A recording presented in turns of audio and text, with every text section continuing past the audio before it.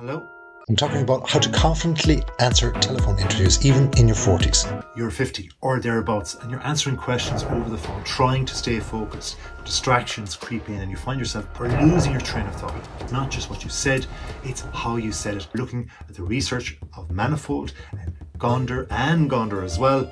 And I'm a best-selling author, full-time researcher. And later in the video, I give you my true thoughts. This study found that the cell phone interviews and face-to-face interviews produce highly similar results, with strong agreement across most health and behavioural measures. However, phone interviews are significantly cheaper, cost-effective, and gives flexibility, which might slightly affect how people report certain behaviours and activity levels. And the slightly bit is how we get ahead in the interview, and that's what we're talking about.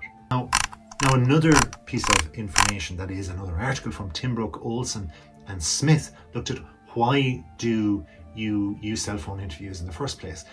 People speak more clearly in these telephone interviews, and there's more disfluency such as and and there's a requirement of more time, more acceptable answers to be formed throughout the interview. Interviewers also adjust by slowing down, by leading to longer maybe questions, more effortful conversations, and you have to adjust then as you're answering as well. Now together, these studies show that while phone-based communication can be reliable, it's also cognitively and socially more demanding. Even when answers are accurate, the process of getting there is slower, more disrupted and more effortful. So we have solutions to that. The first one is to adapt your communication to the medium. If it's a phone, it's different than an interview face-to-face.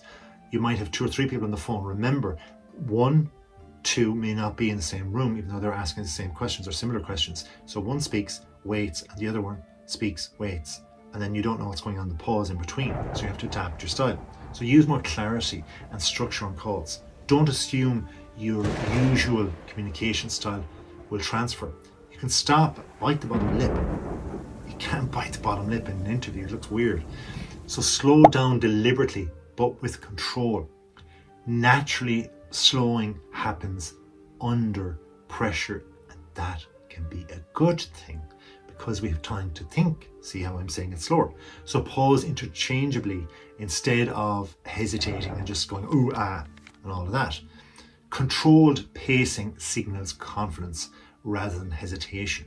Try to reduce your environmental distractions. You might have the window open, you might be out on the road and the cars are going by, and you're supposed to be taking the interview in a working 9 to 5 time. Then they're kind of a bit curious, what are the background noises?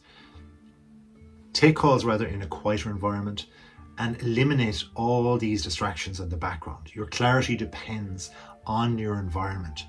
And you can practice for this. Train verbal clarity without all of these things. See that practice explaining ideas is a good thing and record yourself. So using simple, direct language will allow yourself to have more thinking time, to be able to say things further if they interject, or at the end of the clinical questions that you answer first towards the exact answer that they're asking the question.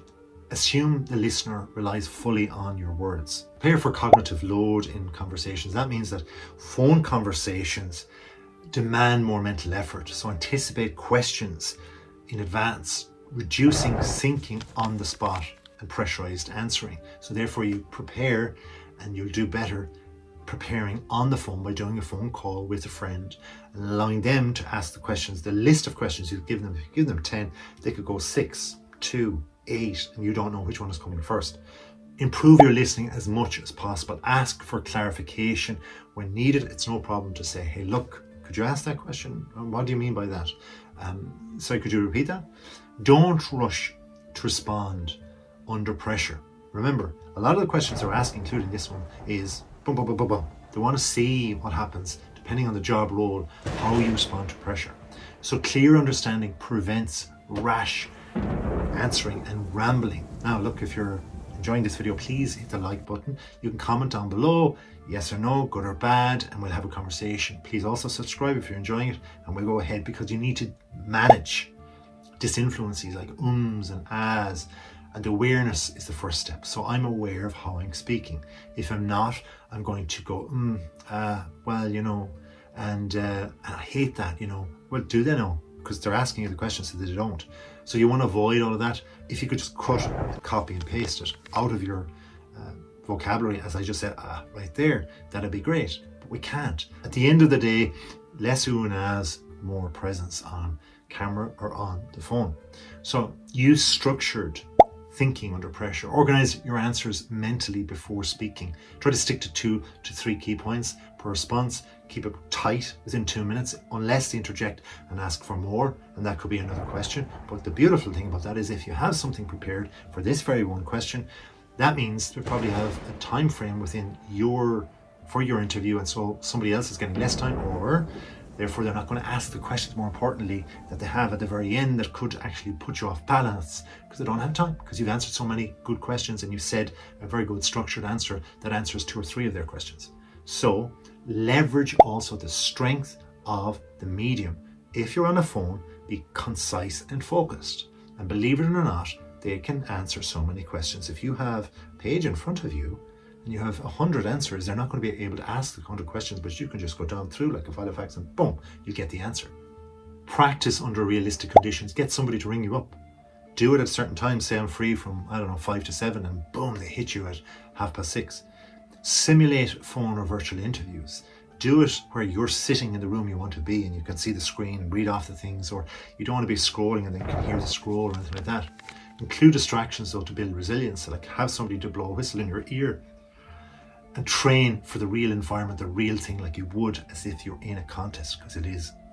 My final takeaway is the issue isn't just about what you know, it's about how you communicate, and it shapes your performance. Like one study of phone communication was seeing that it's reliable, but it's different.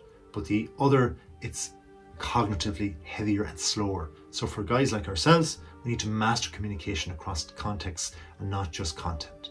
Thanks for watching. Please like this video. If you subscribe, comment to say that you have, and we'll look after you.